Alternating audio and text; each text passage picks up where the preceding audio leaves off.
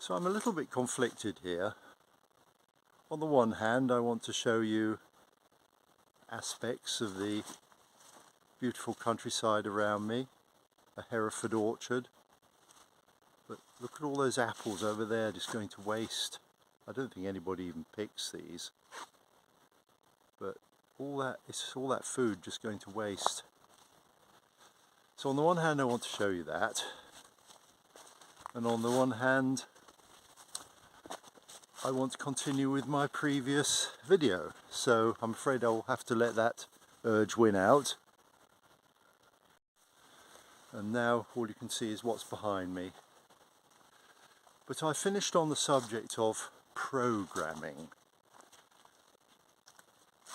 There is also the subject of, well, the two go together, spelling. Have you ever really considered the connection between casting a spell and spelling? It's sort of so obvious, isn't it? And yet it would totally bypass us. But I mean, we see this in modern day. We see it in slogans, catchy little things that get lodged in people's brains and form a backdrop to our thinking without our even knowing about it. I mean, a recent slogan was safe and effective, but then lots of people will remember every little counts. Or maybe that's not the exact one, but it is one of the supermarkets, or every little helps, whatever. But you get my point, that they become embedded. And also the meaning of words changes, sometimes in quite a sinister way. So there are some very obvious ones for people perhaps a bit older, which I won't bother enumerating here in case it causes offence to somebody. And anyway, it doesn't really matter. The point is, go and look for yourself. That is basically the point of these videos. To encourage you to extend your search, your thinking, beyond its normal range, and to actually look at how you are being manipulated. You may say, well, nobody's manipulating me. A, there's nobody there who has that intention, and B, I'm too clever to be manipulated. Well,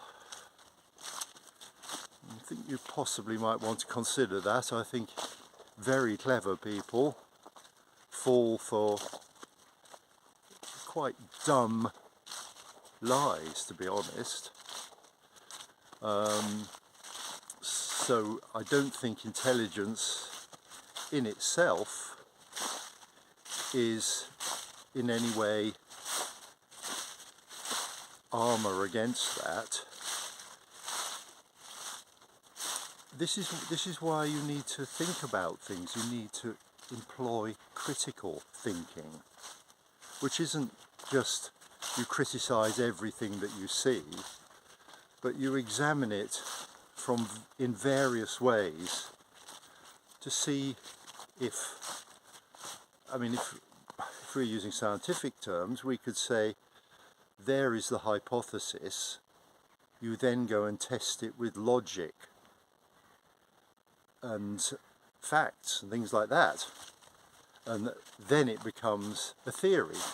I mean, many people automatically assume a theory is just something that an idea that somebody has about something, but in actual scientific definition, a theory is something that's pretty much decided and has been peer-reviewed by other scientists and is taken to be the truth. So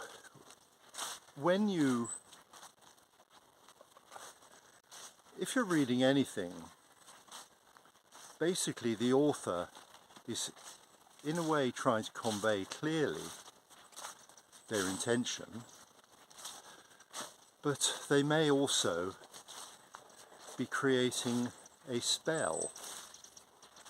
Now, not all spells are, well, okay, I'll say this provisionally, that I don't think all spells are bad. That many simple spells can help you keep something in mind. You might say, Richard of York gave battle in vain. You know, you've got the colours of the rainbow there, and you might look at that as a spell. There are, shall we say, religious spells. You know, for instance, for thine be the kingdom, the power and the glory forever and ever, which you mindlessly chant after the Lord's Prayer.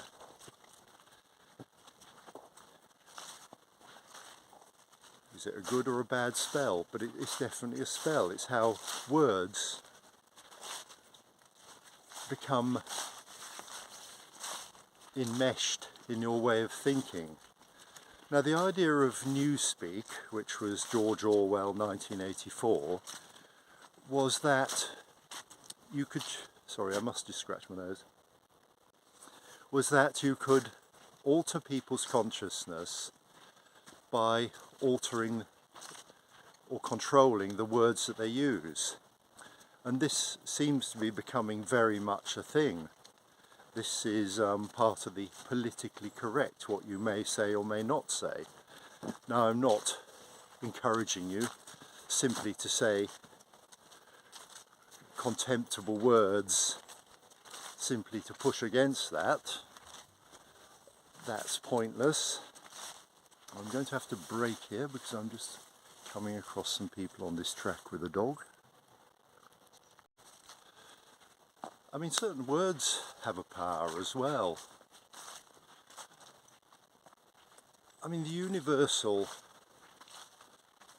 adjective, adverb, possibly noun, begins with F. I mean, I don't wish to come across as a prissy bore on this. I mean, okay, bad language is something that most of us experience and probably on occasions most of us use.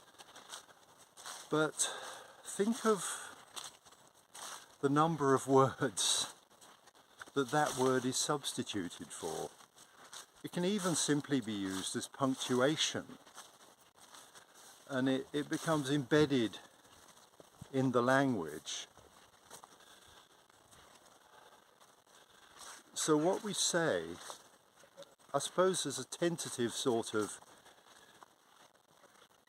statement, what I'm suggesting is that when we speak, in a sense, we spell.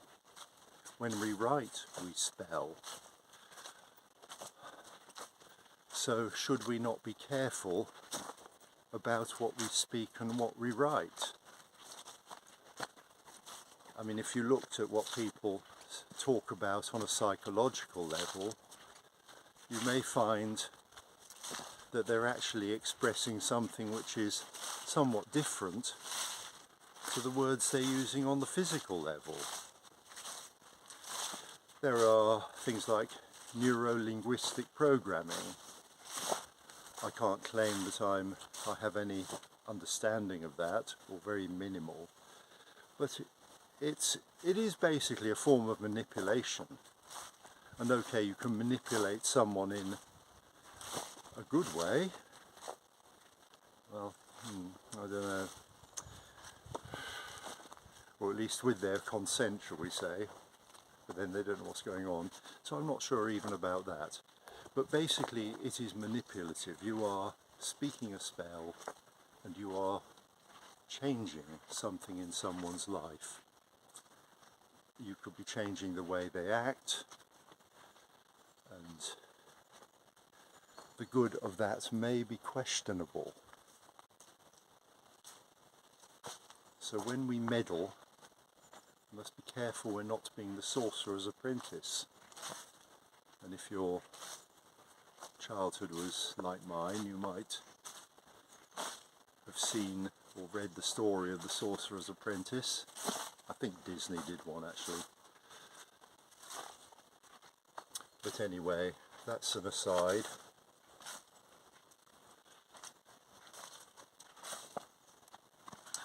So yes, we could be very simplistic.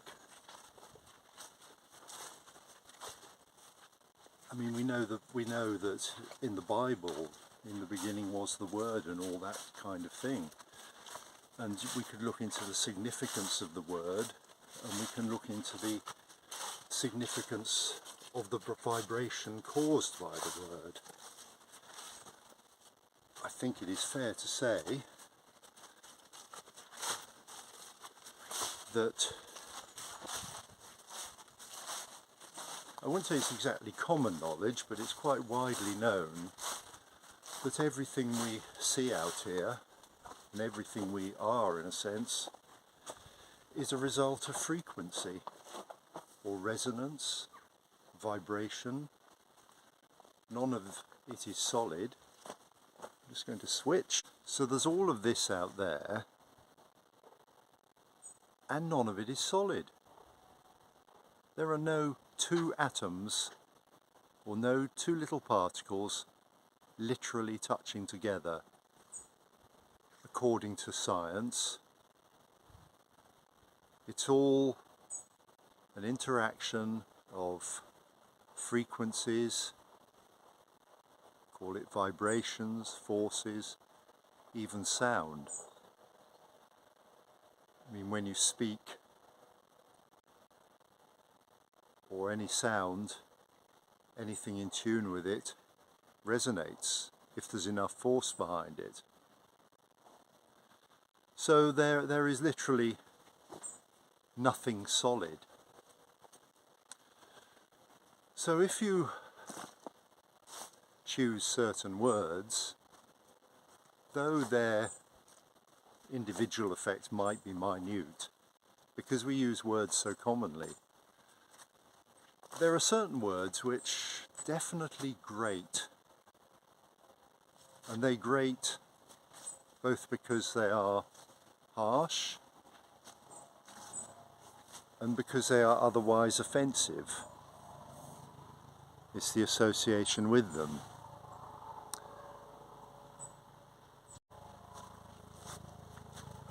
This obviously goes through every single aspect of our lives.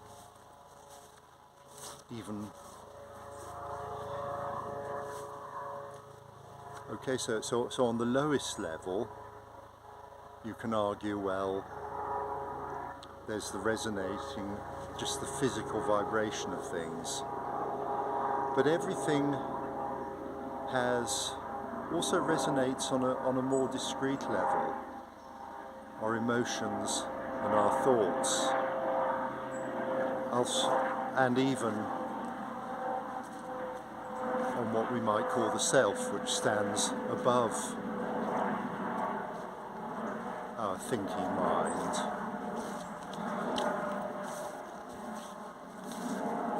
So spelling, the speaking of words, spelling, I know that spelling is more literally written, but there's also how words sound as well. That no can be either a negative, or it can be knowledge that we possess. And so if you start looking at words, there are many ways in which they can be deceptive. I mean, I think this is the basis of the NLP. It slips words that sound similar. Well, this is just one way of working. That by using words which sound similar, they can fool the mind into an alternative belief.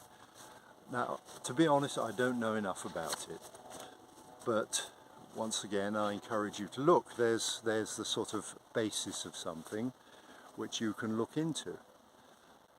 But then it comes down to phonetics, it comes down to the very sounds that we use. And so when you say snake,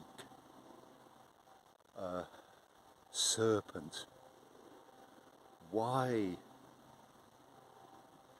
that word? Why that sound? And you can see almost instantly that it's sort of onomatopoeic. You can see it's because they slither. Yes? So that's, you've even look at Satan. So words are not, they can be just empty, but they can also be full of meaning. And I think I'll stop there, because can obviously get into quite deep waters, and I just want to sort of open that subject of words. Thank you for watching.